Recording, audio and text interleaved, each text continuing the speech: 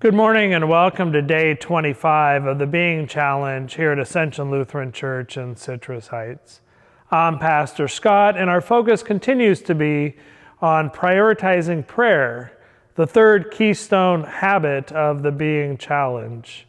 Today's focus or theme is prayers changes things. Prayer changes things. Pastor Zach quotes one of his faculty members from when he was in seminary to say that God is at the same time constant in God's will, but changing in the ways that God interacts with God's people. That's part of a discussion that he presents about what or who changes as a result of prayer. Do we change or does God change? And his answer is yes, that both we, us, and God can and do change through prayer. Our relationship with God certainly changes through prayer, and how God sees us changes through prayer as we rely upon God, as we put our faith and trust in God. God begins to see us differently, and we begin to see God differently.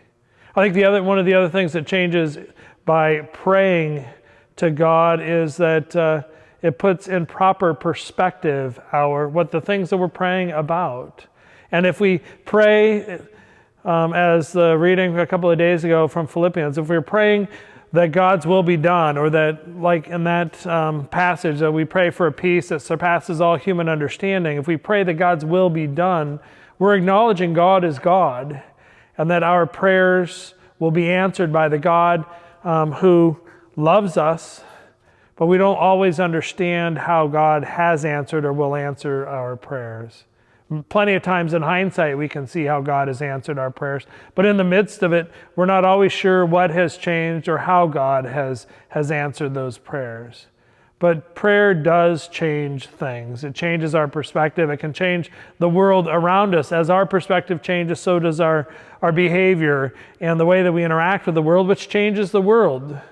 There's a phenomenon known as a butterfly effect, right? If the flapping of a butterfly's wings can change the environment around the butterfly that has an impact thousands of miles away, so can the way that we respond to something have an impact thousands of miles away in the world around us.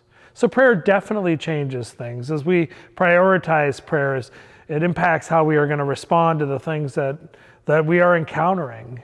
It puts God first, at least in our lives, and others can't help but notice that there's something different about how we respond. I think of the time when I was gathered with my wife Robin and her mom as my father-in-law was coding. We'd been sent out of the room and his heart had stopped beating, and they were trying to bring him back, which thankfully they did.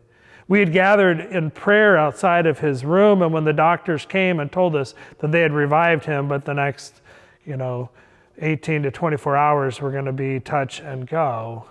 We responded with thanksgiving, but we didn't respond with grief, I think, the way that they expected.